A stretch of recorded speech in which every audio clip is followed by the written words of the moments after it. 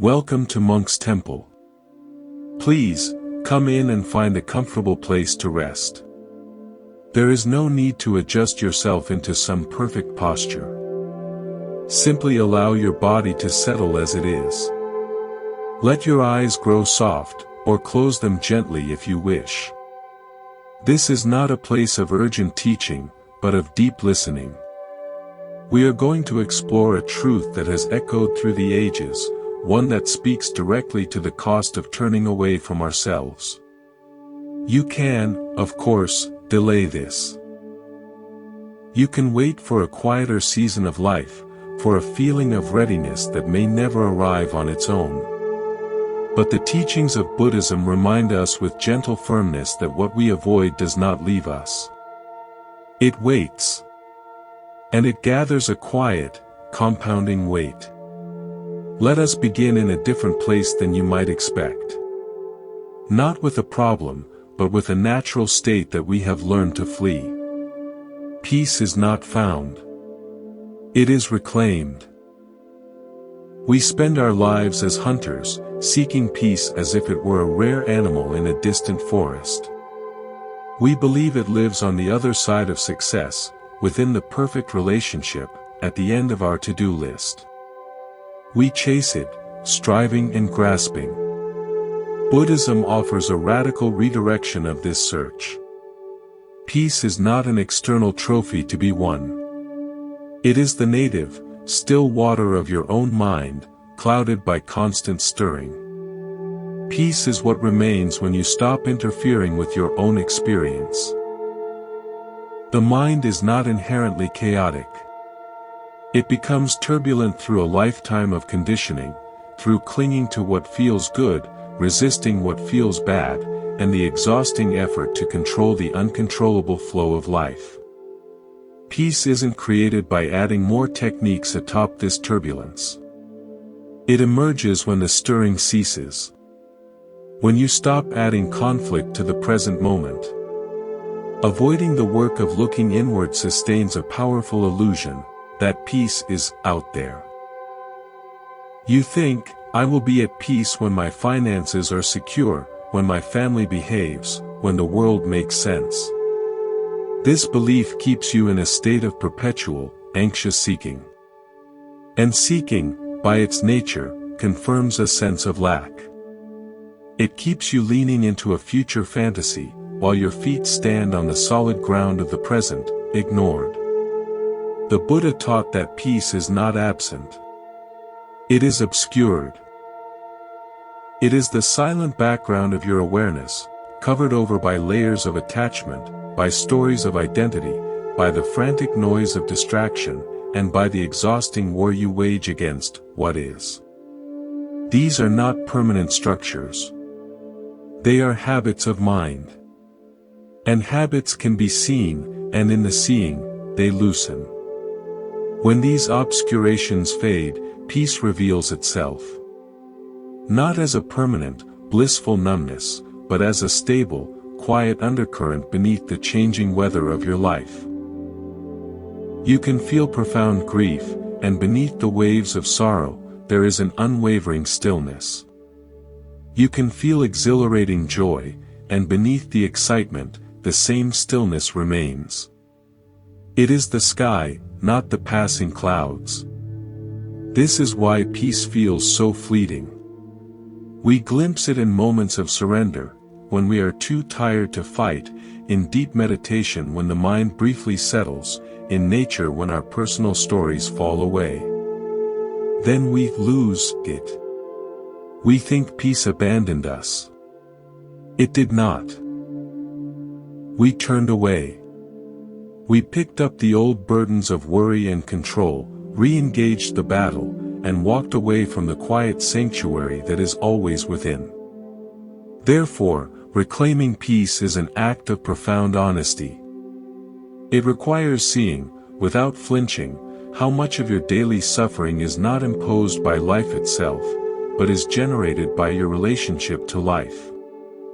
The silent arguments you rehearse and win. The personas you maintain for different people. The expectations you clutch like life rafts. None of this feels like an attack on your own peace. It feels like necessary management, like self-defense. But what you are really defending is not peace. It is the ego, the collection of conditioned fears and cravings, disguised as your very self. Buddhism does not ask you to become emotionless or desireless. It invites you to practice non-clinging. Clinging is the act of turning a simple, fleeting experience into a demand. The demand that a pleasant feeling must stay forever. The demand that an unpleasant feeling must vanish immediately. The demand that reality must conform to your personal preferences. Every single demand is a fist clenching in your mind. And a clenched fist cannot hold peace, it can only harbor tension.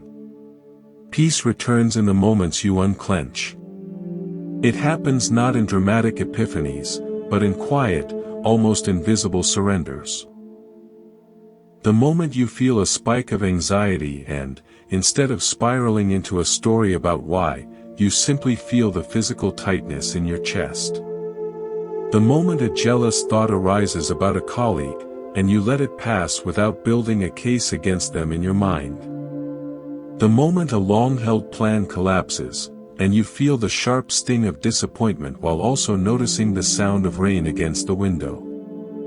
In these moments, you are not adding layers of resistance to the raw experience. You are allowing experience to be exactly what it is. Pain can exist without curdling into suffering, which is pain plus our resistance to it. Pleasure can exist without hardening into attachment, which is pleasure plus our terror of its end. This unclenched state is not passivity. It is the foundation of true power and clarity. From this grounded place, you act when action is genuinely needed, not when anxiety masquerading as urgency shouts commands. You speak when words arise from a calm center, not when your ego feels threatened and lashes out. Your life becomes more effective, not less, because it is no longer fueled by the frantic, wasteful energy of avoidance and control. Now, let us move to another cornerstone of suffering, one that is often completely invisible to us. Unseen attachments control your life. We often mistake attachment for love, for passion, for having strong preferences. We think it means we care deeply. Buddhism draws a critical, liberating distinction. Attachment is not about affection. It's about unconscious dependency. It is the silent, often invisible, belief that your inner stability, your sense of worth, your very right to be okay, is held hostage by something outside of you remaining fixed in a certain way. It hides in plain sight because it feels utterly normal. You don't think, I am attached to my partner's constant validation. You think, I just want us to be happy. You don't think, I am attached to my career title. You think, I'm just being professional and ambitious. You don't think, I am attached to my plan for the weekend. You think, I'm just looking forward to some rest. Attachment is a master of camouflage. It rarely announces itself as desperate neediness. It whispers to you as common sense, as natural preference, or even as virtue. These unseen dependencies are the puppet masters of your emotional world. A stranger is rude to you in a shop. The surge of anger and lingering irritation isn't really about the stranger, it's because your sense of being a respected, good person was subtly attached to being treated politely. A friend achieves a success you've been craving. The pang of envy isn't about your friend, it's because your happiness was covertly attached to being ahead, to being the one who succeeds first. Traffic grinds to a halt. The boiling frustration isn't about the delay. It's because your sense of safety and control was attached to things moving smoothly, according to your schedule. The Buddha taught that suffering arises from clinging. Clinging to outcomes, to identities, to pleasures, to our rigid ideas of how things should unfold. And the more unconscious the clinging, the more power it has over you. It doesn't usually look like dramatic obsession. It looks like the subtle tension in your shoulders when a conversation isn't going your way. It's the low-grade anxiety when your environment is messy or noisy. It's the defensiveness that flares up when a deeply held belief is questioned. You might consider yourself a very easygoing person. But watch what happens when something you are unconsciously attached to is threatened. Watch your body stiffen. Watch your breath become shallow. Listen to the frantic, self-justifying stories that spin in your mind. That reaction is your truth teller. It reveals the attachment that your polished self-image consistently denies. The shift from a simple preference to a rigid demand is where suffering is born. A preference says, I enjoy having a clean house. A demand says, I need the house to be clean in order to feel calm and okay. The moment, I like this, hardens into, I need this to be happy, you have handed a piece of your inner sovereignty to the external, ever-changing world. And because the external world is inherently unstable and not under your ultimate control, you have just guaranteed yourself a life punctuated by anxiety. This is the precise reason why people with objectively comfortable, even privileged lives can feel a deep, unsettling discontent. The problem is not a lack of good things. It is the silent, frantic clinging to those good things, and the ever-present shadow of terror about their loss, that secretly poisons your well. Attachment to validation is one of the most common and exhausting prisons. When the approval of others becomes your primary fuel, you begin to sculpt yourself into a shape you believe will be acceptable. You monitor your words, you edit your authentic reactions, you hide the quirky, vulnerable, or unconventional parts of yourself that might risk rejection. Over time, you feel profoundly exhausted and strangely invisible.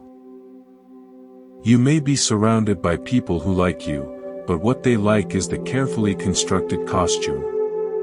The real you remains unseen, even to yourself, buried under layers of performed agreement. Attachment to identity is even subtler and more insidious. You cling to labels, the smart one, the strong one, the victim, the caretaker, the spiritual seeker. Once you fuse with a label, personal growth becomes a threat. Any new experience or feedback that challenges this fixed identity feels like an existential attack. So, learning stops. Honest self-reflection stops. You defend the old story of who you are instead of examining the living, changing reality of your being in this moment. You trade the vibrancy of growth for the brittle safety of a known, if painful, role. Buddhism emphasizes non-attachment not to make you cold or indifferent, but for a profoundly practical reason. Clarity is impossible while you are gripping. Try to examine a precious, delicate object while you are clutching it in a white-knuckled fist. Your vision is narrowed to your own grip. Your whole arm is tense. You cannot see the object's true color, its texture, its nature. All you see is your own fear of dropping it. Non-attachment is the gentle, courageous act of opening the hand. Letting the object rest on your open palm. Now you can see it clearly. You can appreciate it fully.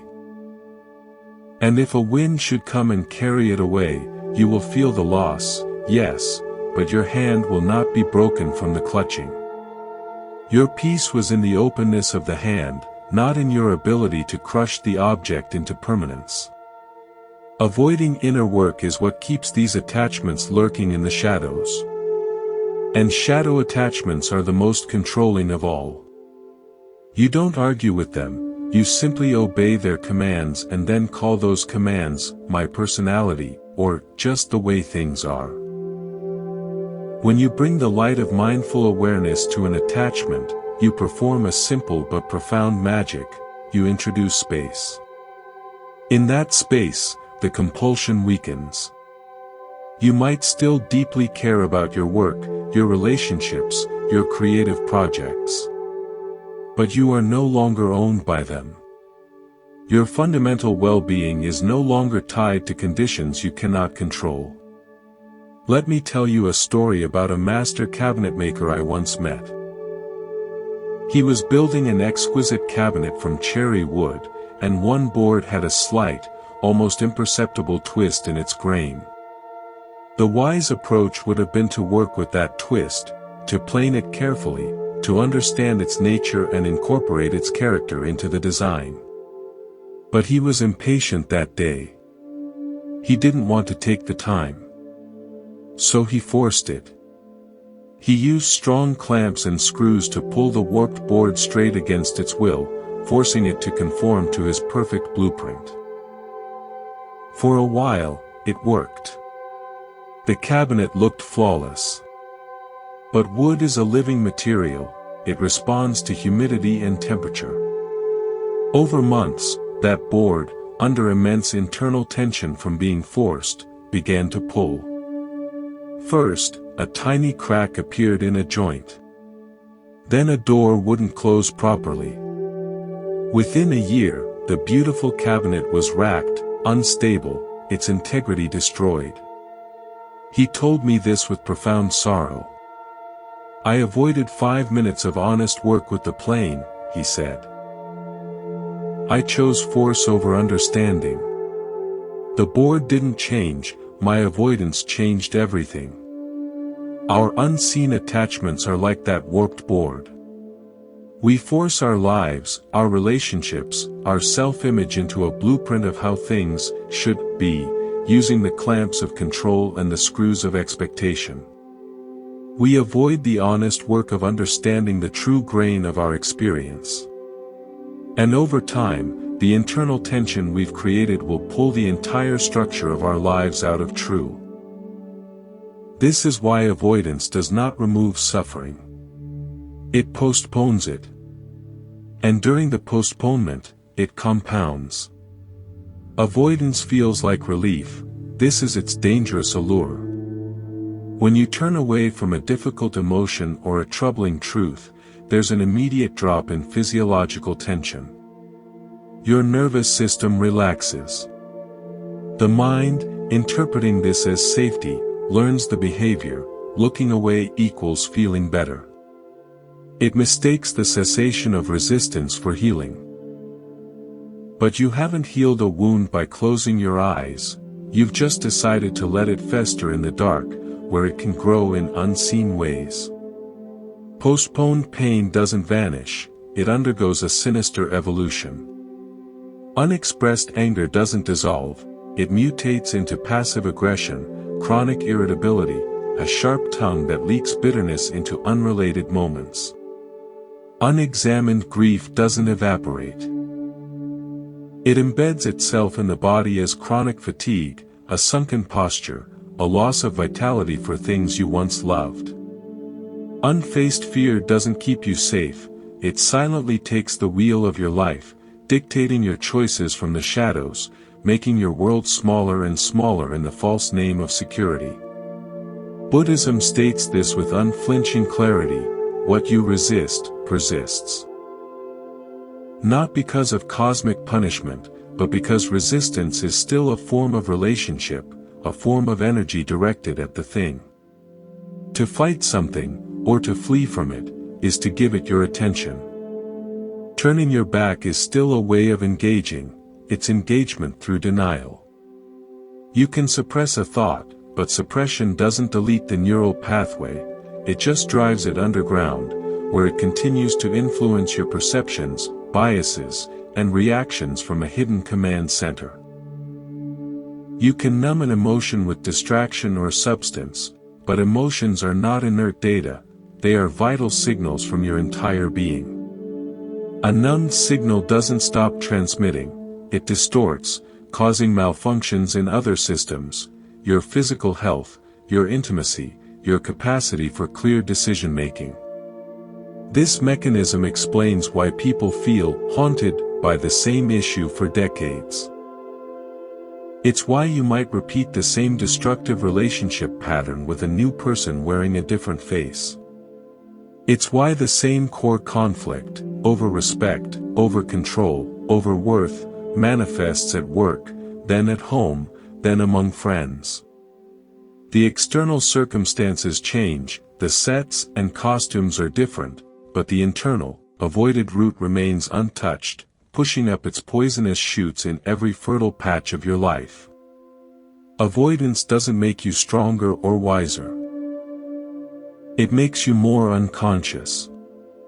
And to live unconsciously is to operate a factory of suffering. Internally, this factory produces anxiety, restlessness, a pervasive sense of lack or wrongness even when everything in your life is objectively fine. Externally, it manufactures broken trust, self-sabotaging decisions, and consequences that feel unfairly harsh but are, in truth, perfectly predictable outcomes of causes you refuse to see. The mind you refuse to examine does not sit idle. It becomes the autopilot that flies the plane of your life.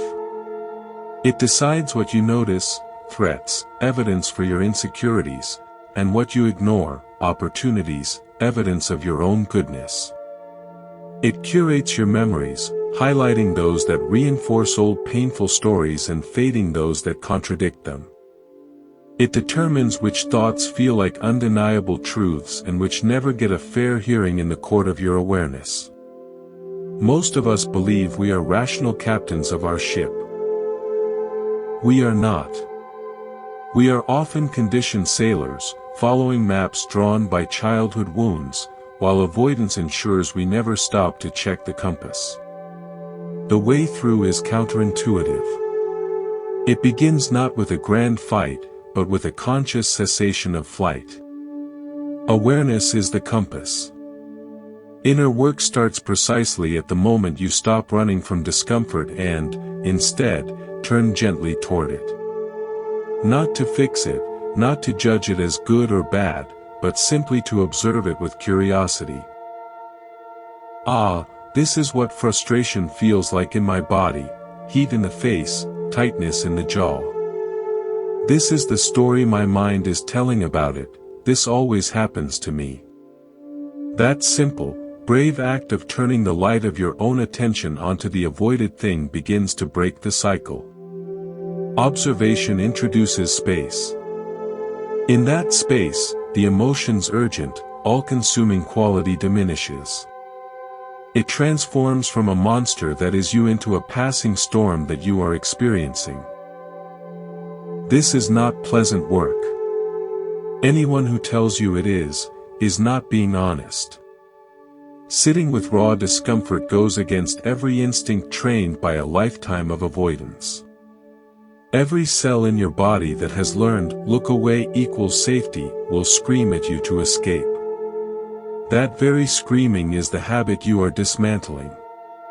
It is the sound of the autopilot fighting to keep control. The bill for avoidance always comes due.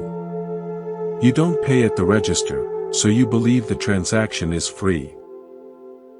You pay later, with severe compound interest, in the currency of your physical health, your deepest relationships, your mental clarity, and your most precious peace of mind. Facing what you avoid does not magically grant you a life of perpetual happiness. The Buddha never made such a naive promise. What Buddhism offers is far more valuable and realistic: freedom from the vast, self-created portion of your suffering. There is a baseline of pain that is intrinsic to a sensitive, loving human life: loss, illness, change, impermanence. And then there is the monumental secondary pain we create by resisting that intrinsic pain, by arguing with reality. Most people drown not in the first, but in the second, much deeper ocean. The moment you stop postponing the inner look, the suffering doesn't vanish, but it stops multiplying. And that alone, ceasing to be your own worst enemy, your own relentless persecutor, changes everything. Karma is not punishment. It is momentum. We must clear away the pop culture caricature. Karma is not a cosmic judge keeping score, rewarding good deeds and punishing bad ones with cosmic lightning bolts. That view is simplistic and misses the profound, impersonal mechanics at the heart of the Buddha's teaching. Karma is the physics of the mind. It is momentum. It is the accumulated weight, the directional inertia, of your mental habits, your emotional reactions, and your unconscious choices, rolling forward through time. Imagine a stone sled on a hill of soft, deep snow. Every time you think a fearful thought, react in petty jealousy, or cling desperately to a passing pleasure, you give that sled a push down its existing groove. The groove deepens. The sled picks up speed. Soon, it feels like it's moving on its own, an unstoppable force. You look at the patterns of your life, the same relationship endings, the same financial anxieties, the same bursts of self-sabotage, and you think, this is my fate. This is just my lot in life. It's not fate. It's physics. You're in a deeply worn groove, and momentum is carrying you along a predictable path. Avoiding inner work is the act of putting the sled pusher to sleep. You react unconsciously, and the push is hard, definitive, deepening the groove. You suppress a wave of sadness with a pint of ice cream, push. You indulge a gossipy thought and spread it, push. You choose the familiar numbing of television over the unfamiliar ache of loneliness, push.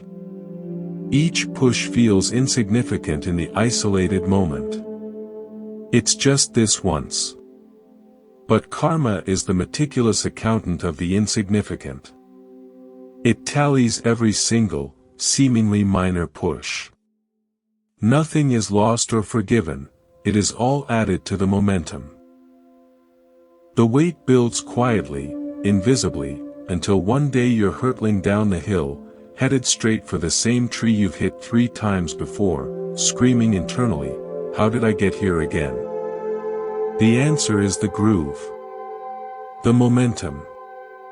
The 10,000 ignored pushes. This is why, in Buddhism, intention is considered the cornerstone of karma, often more so than the outward action itself. The action is the visible wave, the intention is the deep current that creates it. 2 people can perform the identical action, say, donating money to charity. One does it from a place of genuine, felt compassion, a sense of shared humanity. That action reinforces openness, connection, and selfless joy in their mind stream. Another does it from a place of social obligation, or a desire to be seen as generous, or to alleviate guilt. That action reinforces tightness, calculation, and concern with self-image. The external result, the money transferred, is the same. But the internal momentum generated is utterly, fundamentally different. This reveals the profound danger of unresolved inner states. They poison your intentions at the source. You might take a new job for challenge and growth, but if the underlying intention is fueled by a deep-seated fear of being ordinary or poor, you've just reinforced the fear momentum, even as you climb the ladder. The action looks progressive, the karma is regressive. Karma is not a future punishment waiting in ambush. It is a present tense conditioning. Every time you act from a place of impatient anger, you become a person more familiar with impatience, more at home in anger. It feels more natural, more like you. Every time you act from a place of patient kindness, even when it's difficult, you become a person more acquainted with patience. The action itself is the primary result, woven directly into the fabric of your character. The punishment for acting from greed is not that you'll be poor in the future, it's that you become a greedy person now, and a greedy person lives in a world of perpetual lack and suspicion, regardless of the number in their bank account. The consequence is instant and internal. So, how do you change this formidable momentum? You don't stop a heavy sled by standing in front of it. That's what New Year's resolutions and dramatic, forced changes often attempt to do, and it usually ends in a painful crash and a reinforced sense of failure. You change momentum by creating consistent, gentle friction. Awareness is the friction, the moment you see the reactive impulse arising, the urge to criticize, to retreat, to consume, and you consciously choose not to act on it automatically, you apply a gentle brake. You create a skid mark in the groove. You introduce a whisper of doubt into the certainty of the habit. This is slow, unglamorous, foundational work. It's not about heroic willpower or dramatic declarations. It's about the micro moments of noticing. You feel dismissed in a meeting, and the old story of not being enough rises, fueling a sharp, defensive comment, and in the space of a single breath, you see the whole chain. You feel the heat in your face, you hear the story, and you simply choose to breathe out and stay silent. You've just altered the momentum. Slightly. Almost imperceptibly. But surely. Do this 10,000 times, not perfectly, but consistently, and the groove begins to shallow. The sled's speed decreases. A new, adjacent path becomes possible. You steer, inch by inch, toward a different clearing. Blaming yourself for past momentum is not only useless, it's actively harmful. Guilt and self-flagellation are just another push, another burst of negative energy, down the same old groove. The task is not self-punishment. It is sober, compassionate observation and gentle, persistent redirection. Buddhism doesn't ask you to erase your past. It asks you to stop funding its future. Every moment of conscious presence is a withdrawal of energy from the old, destructive patterns. The sled slows. The hill seems less steep. You realize you are not powerless against the momentum. You are the one who, through unawareness, gave it its terrifying speed. And you are the one who, through the gentle, relentless application of awareness, can gradually, steer it toward a different, kinder destination. Emotional pain ignored becomes character. We tell ourselves stories about who we are, as if our personality was a fixed sculpture, completed in childhood and only to be dusted occasionally. I'm just a nervous person. I've always had a temper. I'm not someone who shows emotion. We wear these statements like unchangeable facts. Buddhism offers a radical and ultimately liberating reframe. What you call your personality is often just fossilized, unprocessed pain. It is not who you are at your core. It is what happened to you, or within you, that you never fully met with the light of awareness.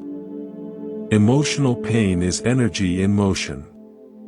When it is met, felt fully, and understood, it moves through you. It has a natural life cycle, it arises, it peaks, it transforms, it dissipates, like a storm passing through a valley. But when pain is ignored, suppressed, or numbed, it doesn't just leave.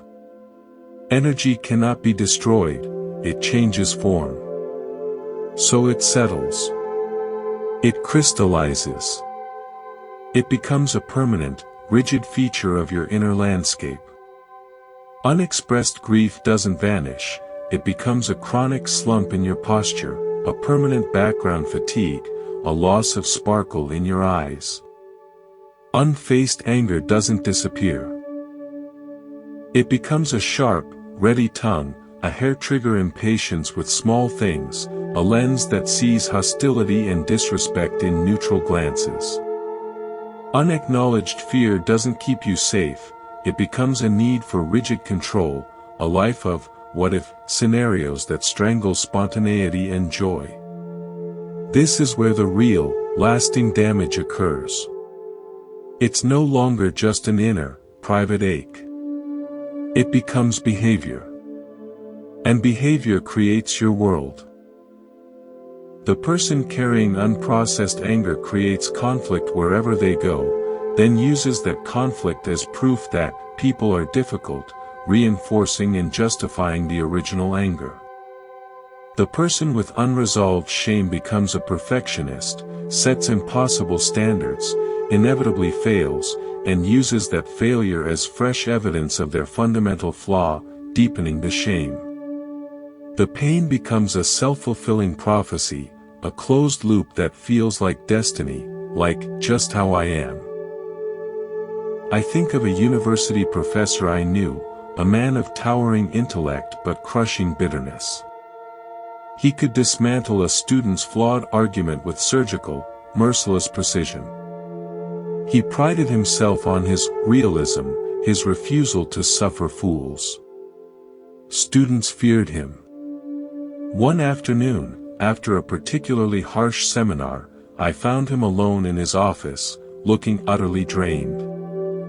I gathered my courage and asked, "Does it ever get heavy? Carrying that sharpness?" He was silent for a long minute, staring out the window. Then he said, so softly I almost didn't hear, "My father spoke to me like this. Every day of my childhood. I swore I would never, ever be like him." He paused, the weight of a lifetime in the silence. But here I am. I became the very thing I hated, just wearing a professor's tweed jacket instead of a factory uniform. His character trait of critical, caustic realism was not his essence. It was the frozen architecture of a little boy's pain and terror, now defending itself by preemptively attacking the world. He had mistaken his defenses for his identity. Unprocessed shame is a particularly stealthy and corrosive architect. Avoided shame doesn't soften with time, it hardens, like mortar. It can manifest as arrogance, a frantic, performative overcompensation. It can manifest as chronic people-pleasing, a desperate bid to earn back a sense of worth from others. Or it can manifest as self-sabotage, an unconscious need to make your external reality match your internal, painful belief of being not enough. I knew a phenomenally gifted writer who would, without fail, ruin her own opportunities.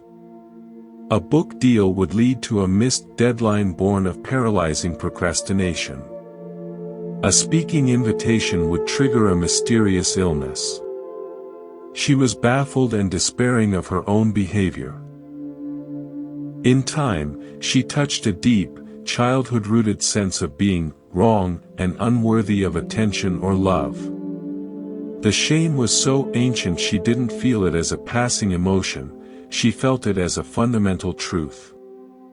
Her self-sabotage wasn't a conscious choice. It was the shame itself, operating like a hidden subroutine, ensuring her external reality constantly confirmed her internal, painful, truth. Her character was a flaky, unreliable person. In reality, it was a wound cleverly disguised as a personality. The Buddha taught that mental states shape future states. This isn't mystical philosophy, it is observable cause and effect. What you repeatedly practice, you become.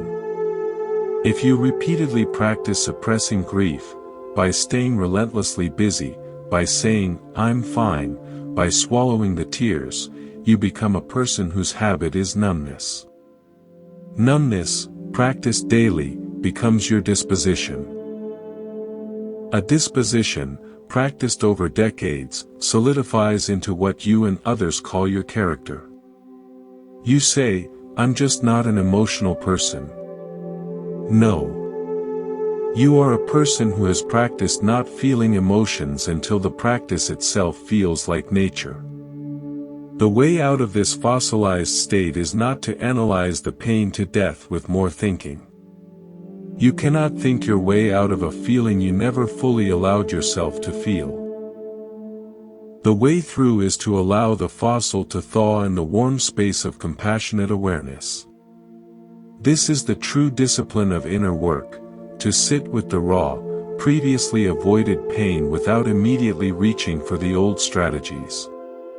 To feel the flush of shame without rushing to prove yourself or to hide. To feel the crushing weight of grief without turning on the television or scrolling through your phone. To feel the fire of anger without crafting the perfect, devastating retort. When pain is finally allowed into the open space of awareness, something alchemical happens. The nervous system, which has been clenched like a fist around this pain for years or decades, begins, ever so slightly, to relax. The story wrapped around the pain, "This means I'm unlovable, this proves I'm weak," begins to loosen its grip. You start to realize, not just intellectually but in your bones, that the pain is an experience passing through the vastness of your awareness. It is not the definition of you. It is something you are holding, not something you are. As this happens, character softens. The sharp, defensive edges of cynicism begin to round. The rigid walls of control develop cracks where light, and spontaneity, can enter. The chronic numbness begins to thaw into a capacity for tender feeling, first for yourself in your own long-held pain, and then, miraculously, for others in theirs. Compassion becomes possible not as a spiritual ideal you strive for, but as a natural byproduct of no longer being at war with the contents of your own heart. If you avoid this work, the pain continues to sculpt you from the shadows. You will build a personality like a fortress, designed for defense, not for living, connection, or joy. You will call the fortress, me. And you will wonder why, inside its thick, cold walls, you feel so lonely, so tired, and so very far from home. The ultimate cost is a life lived through a filter of old wounds, mistaking the scars for the soul, and the armor for the self. Distraction is the modern form of ignorance. We carry an ancient definition of ignorance, a simple lack of information, not knowing the facts. In our world of infinite data streams, that definition is obsolete. Ignorance today is rarely about not having access to knowledge. It is the conscious or unconscious refusal to be present with the data of your own existence, and our primary, culturally sanctioned tool for this refusal is distraction. It is the most sophisticated, socially celebrated, and spiritually costly avoidance mechanism ever devised. Distraction wears 1,000 convincing masks. It looks like productivity. It looks like staying informed and connected.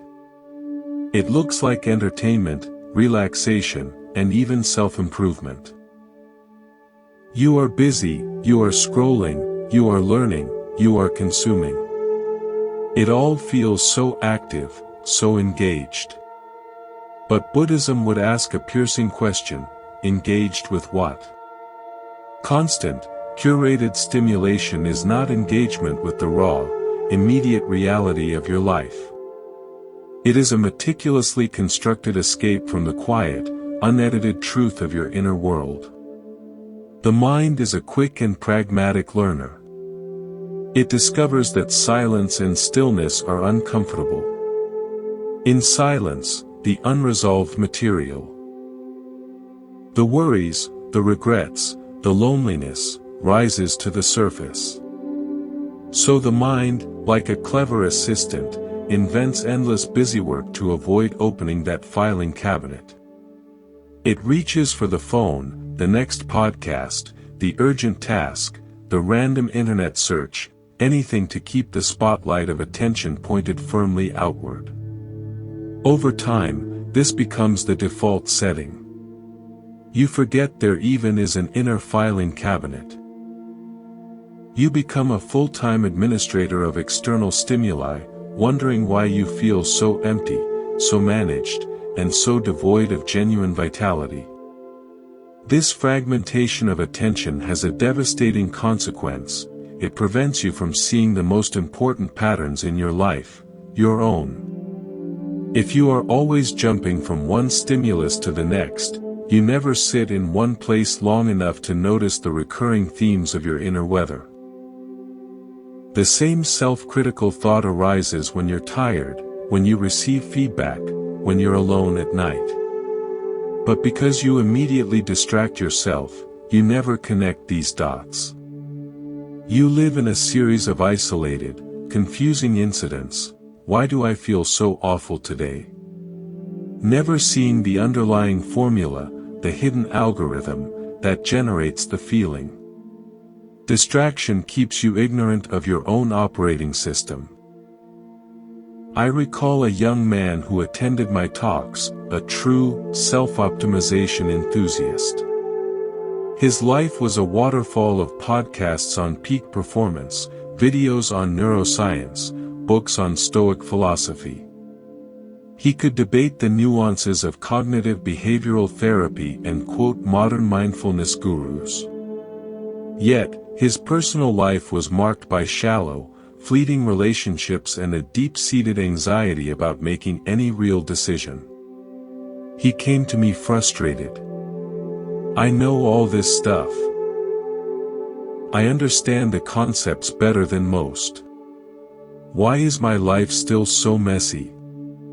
I asked him to sit with me in the garden for just 5 minutes. Not to meditate formally, just to sit and notice. Within a minute, he was fidgeting. At 2 minutes, he sighed loudly. At 3, he burst out, "This is unbearable. It's like a buzzing emptiness. I feel itchy." That was the threshold he had spent years and a small fortune on books to avoid. His vast library of self-knowledge was a fortress. A beautiful, impressive fortress, built to avoid standing on that open, windy plain of pure, unstructured presence. His knowledge was just a more sophisticated form of distraction. Real understanding, in the Buddhist sense, does not come from consumption. It comes from direct, unfiltered observation. You don't understand anxiety by memorizing its physiological symptoms. You understand it by staying present when your heart races and your mind screams, catastrophe.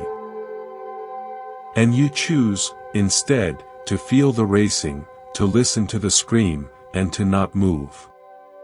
Distraction also systematically weakens the very faculty it pretends to engage, your attention itself. A mind fed on a diet of constant, shifting, novelty-rich stimuli becomes restless and skittish. Its capacity to dwell with anything difficult, a complex emotion, an unresolved relationship problem, a simple moment of boredom, atrophies from lack of use. Discomfort becomes intolerable, not because the discomfort itself is so powerful, but because your attention muscle has become so frail and underdeveloped. You then need a bigger, louder, more novel distraction to achieve the same level of numbness. This is the addictive cycle. discomfort arises dash, distraction is applied dash, discomfort is postponed dash, discomfort returns stronger dash, a stronger distraction is needed. Over years, the baseline of your inner life becomes a low-grade, frantic hum. Peace isn't just distant, it becomes conceptually incomprehensible, a foreign language. Perhaps the most seductive lie distraction tells is the illusion of progress. You watch an inspiring documentary about compassion and feel a warm glow. You read a profound quote about letting go and feel a moment of clarity. But if that insight isn't applied in the messy, unrehearsed reality of your life, when you're insulted, when you're afraid, when you're losing what you love, it is merely mental entertainment. It's like reading a detailed map of a mountain and believing you've climbed it. Buddhism is profoundly uninterested in the size of your mental library. It is intensely interested in the calluses on your hands, the burn in your legs, the moment on the actual slope where you want to quit but take one more step. That happens off the screen, in the terrifying, glorious silence of your own direct experience. Buddhism isn't asking you to reject technology or abandon the modern world. It is asking for something far more radical, to notice the pull. To feel that magnetic, almost gravitational urge to check, to scroll, to consume, the very moment a feeling of boredom, anxiety, or sadness arises. That urge is the doorway. The moment you feel it and consciously pause, even for the duration of 3 breaths, you reclaim a fragment of your sovereign attention from the collective distraction machine. You step out of the rushing river of noise and stand, for a moment, on the bank. The cost of a life led by distraction is not merely wasted time. It is a wasted self. It is living a life on autopilot, narrated by algorithms, reacting to notifications, while the quiet, authentic voice of your own being goes unheard, sometimes for an entire lifetime. You may be entertained. You may be informed. You may be connected to a digital network. But without the cultivated capacity for sustained, undivided attention, you remain asleep at the wheel of your own destiny. And a mind that is asleep, no matter how fast the car is going, is not free. Suffering deepens when you identify with it. Here lies one of the mind's most subtle and painful traps. Pain itself, in its physical, emotional, or mental forms, is an unavoidable visitor in a human life. Identification with that pain, however, is entirely optional, yet we blur these two realities constantly, and in doing so, we multiply our suffering 100-fold. The Buddha made a crucial, life-altering distinction that many overlook. You experience thoughts and emotions, but you are not those thoughts and emotions. Suffering reaches its peak the moment that boundary collapses. When sadness arises and the mind whispers, "I am sad," it's no longer a passing weather system moving through the sky of your awareness. It becomes the climate of your entire being. When anxiety tightens your chest and the story forms, "I am an anxious person," you have signed a contract with the feeling, making it a permanent resident, not a temporary guest. This identification is a prison built from self-created labels. I am a depressed person. I am a traumatized survivor. I am fundamentally broken. The language seems accurate, merely descriptive. But it is a cage of your own making. Once pain becomes identity, the very thought of healing feels threatening. If the anxiety is who I am, then calming the anxiety feels like self-erasure, like death. You will unconsciously, Fiercely protect your suffering because it has become the central organizing principle of your sense of self. It gives meaning to your limitations, explains your failures, justifies your withdrawal. Letting it go feels like stepping off a cliff into a terrifying emptiness. Avoiding inner work accelerates this toxic merging.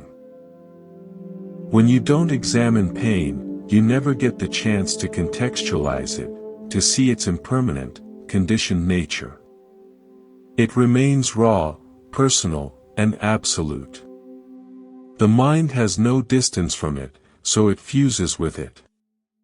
You become one with the ache. Over years, this fused state feels permanent, immutable. You say, "I've always been like this." But always is just the feeling of repetition without the illuminating light of awareness. Identification also narrows your entire world to a single, painful story. You don't observe pain, you interpret everything through its distorted lens. A friend's cancelled plan isn't a busy friend, it's proof you're unloved. A minor mistake at work isn't a human error, it's confirmation of your incompetence. A beautiful sunset doesn't inspire awe, it mockingly highlights the bleakness you feel inside. You live inside a tragic, looping narrative, mistaking the cramped walls of that story for the whole of reality. The Buddhist antidote to this is observation. Not analysis, not fixation, but simple, gentle, sustained observation. Observation creates the very distance that identification destroys.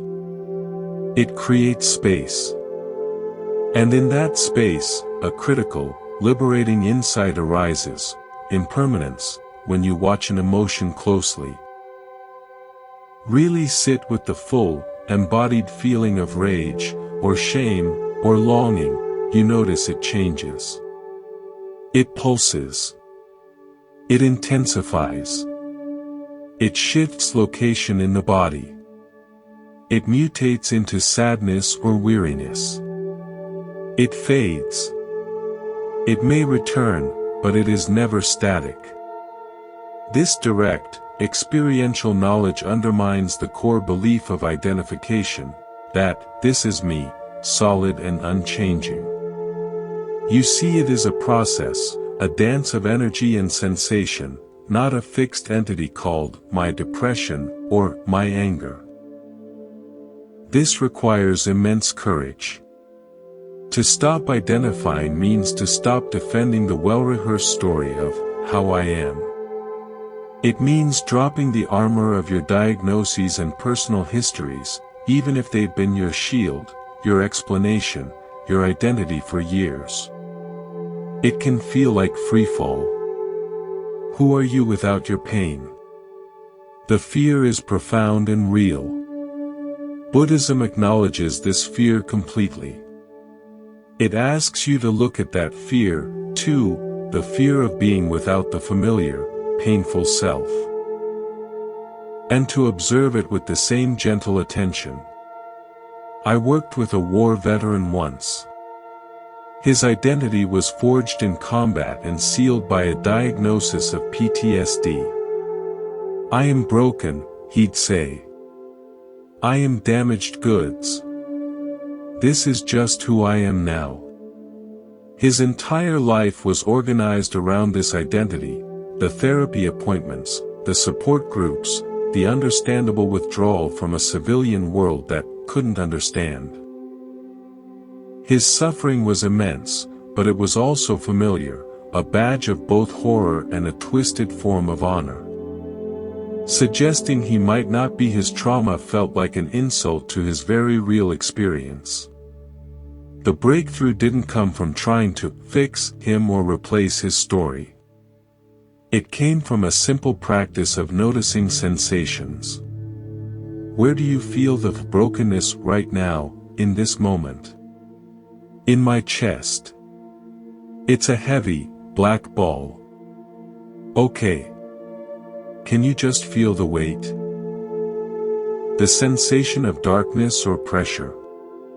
Don't call it broken. Just feel the physical sensations.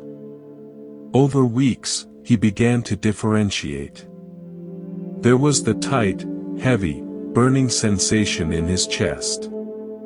And there was him, the one aware of the sensation. The broken story began, ever so slowly, to peel away from the raw sensory experience.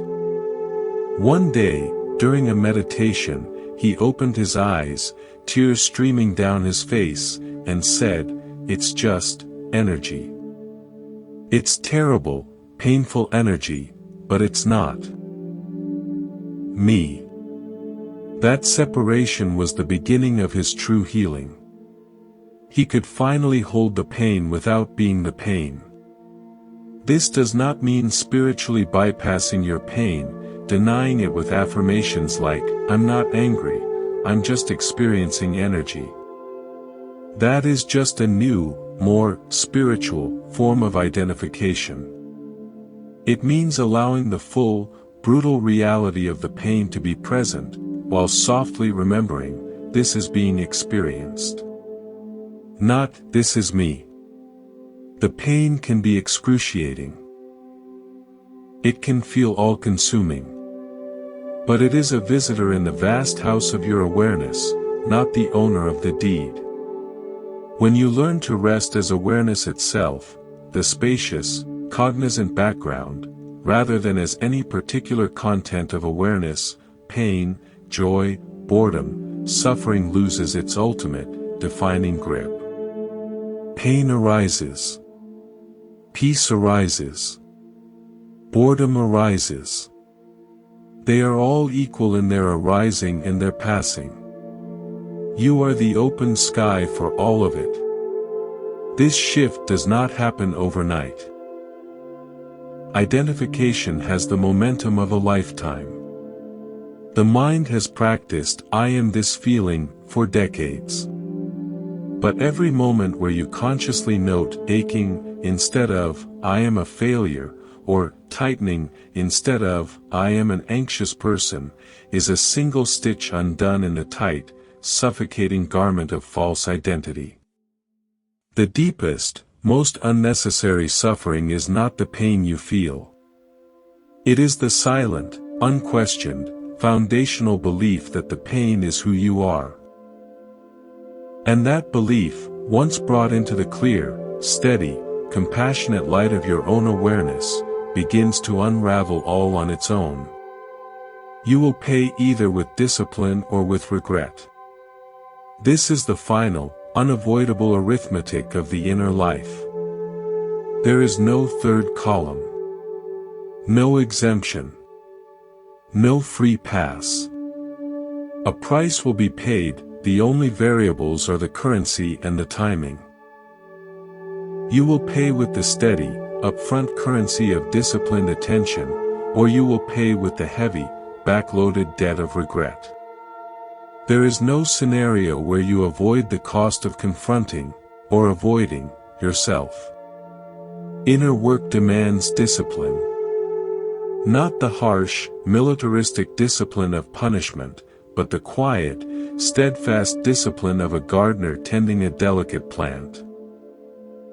It is the discipline to sit with the weed of discomfort and examine its roots, instead of just cutting off its visible head and pretending the garden is clean. It is the discipline to look at your own reflection in the clear, often unflattering pond of mindful awareness, without immediately throwing a stone of self-judgment to shatter the image. It is the discipline to slow your frantic mental pace, to breathe into a knot of fear in your stomach, when every conditioned fiber of your being screams to speed up, to fix it, to escape. This discipline feels unnatural because it runs directly counter to a lifetime of conditioning that shouts, "Seek pleasure. Avoid pain." Now. The mind is a short-term pleasure-optimizing machine.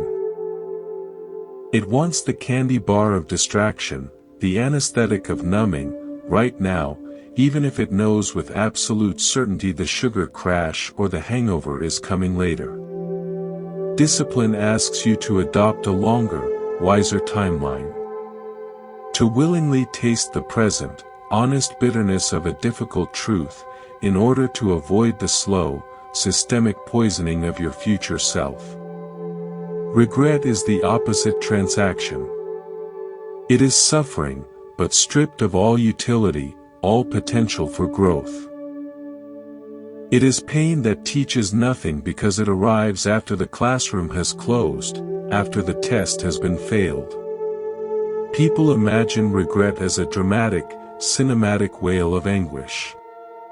More often, it is a silent, hollow whisper that echoes in the quiet hours of the night. It sounds like, "I knew. I saw the signs. I should have.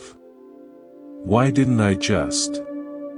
It is awareness showing up at the scene of the accident, long after the crash, able only to survey the wreckage and tally the irreversible losses.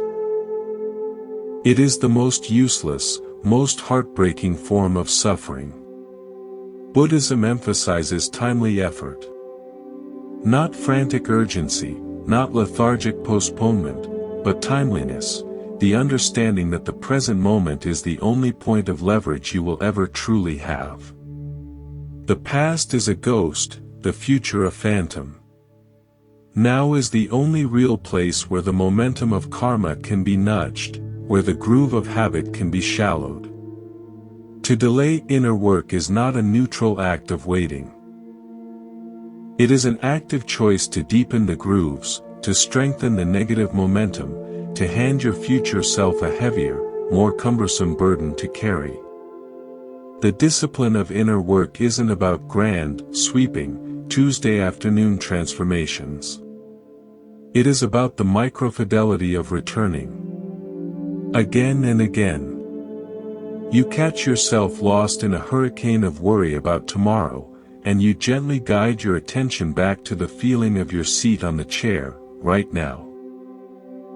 You feel the rising heat of an old resentment toward a family member, and you pause to feel the actual, physical sensations in your body, the clenched jaw, the knotted stomach, instead of composing the bitter monologue in your head. You notice you've been scrolling mindlessly for 20 minutes, and you put the phone down and just stare out the window at a tree for 30 seconds, feeling the emptiness. These moments are tiny, seemingly insignificant in isolation. But they are like drops of water falling, consistently, on the stone of your oldest conditioning. They accumulate. They erode. Drop by tiny drop, they create a new direction, a new channel for your energy to flow. This is where most people abandon the path. They want the mountaintop view without the climb. They want peace as a possession they can own, not as a practice they must inhabit. They want clarity to descend like a bolt of lightning, not to dawn like the slow, gradual sun. Buddhism offers no such bargain. It offers a path that is proven, but only if your feet make consistent, humble contact with the ground of your own present experience. Avoidance, on the other hand, always promises an easier road. Just for today, I'll numb out. Tomorrow I'll face it. And in the short term, the shortcut delivers. You feel relief. You feel lighter. You move on. But you are not moving on. You are moving with. You are carrying the avoided material with you, like hidden contraband in your luggage, into your new job, your new relationship, your new home. It waits. It gathers psychological interest, compounding in silence. Regret crystallizes, becomes undeniable, when the compounding interest of a lifetime of avoidance finally matures. When your body, after decades of carrying unprocessed stress and unfelt emotion, breaks down with a mysterious, chronic illness. When your most important relationship shatters over a pattern you saw but refused to address for years. When you wake up at age 60, exhausted not from a life well lived, but from the 50-year internal civil war you've been fighting against your own deepest truths. At that point, discipline is still possible, but it is heavier. The weight of lost time, of missed opportunities for connection and joy, is now part of the burden. This isn't meant to frighten you. It is meant to be as accurate as a map. Buddhism doesn't threaten with hellfire, it explains cause and effect with the clarity of a physicist. Discipline feels like effort because it is effort. But it is effort that moves you toward freedom, toward lightness, toward genuine peace. Regret feels like a weight because it is a weight, an anchor of missed moments and unfaced truths that holds you in the past. People often say, "I'll start this inner work when life is less busy." Life does not simplify. It accretes. Responsibilities multiply. Energy naturally diminishes. Neural pathways harden with age. The window for gentle, easy change does not widen with the years, it narrows. The discipline required today is always less than the discipline required a decade from now. This is a hard truth, but a merciful one if heeded. Inner work does not promise a life of unbroken bliss, free from loss or pain. It promises a life met with eyes open, a heart willing to feel. You will still feel pain, but you will not be blindsided and destroyed by it. You will still fail at things, but you will learn from the failure instead of collapsing into a story of permanent defeat. You will still lose people and dreams, but you will not lose your core, your center, your innate capacity to be present with what is, even when what is grief. You can delay this work. Many do. Some delay it until their final breath, paying the ultimate price of a life never truly inhabited, a self never truly met. But the bill always comes due. You will either meet yourself daily in the quiet discipline of honest seeing, or you will meet yourself later in the stark, echoing hall of regret. And of those two meetings, one carries the gentle, productive pain of growth. The other carries the irrevocable, hollow ache of time misspent. The choice, in this very moment and in every moment that follows, is always, relentlessly, yours.